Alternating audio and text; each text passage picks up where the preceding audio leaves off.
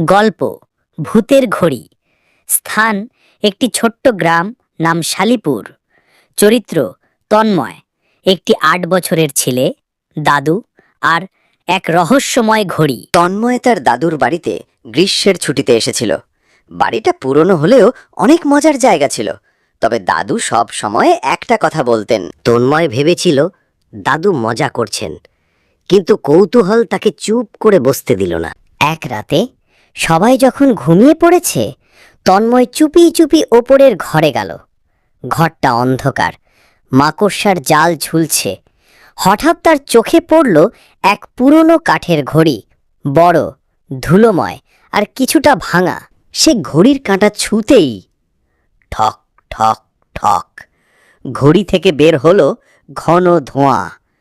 আর সেই ধোঁয়ার মাঝখান থেকে ভেসে এলো একটা আওয়াজ, আমার সময় কে নষ্ট করলো?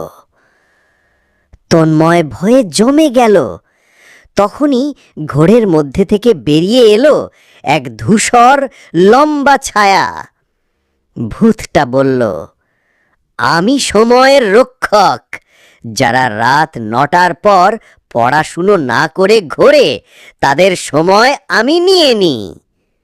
তন্ময় কাঁদতে কাঁদতে বলল, আমি আর কখনো সময় নষ্ট করব না, প্লিজ আমাকে ছেড়ে দাও।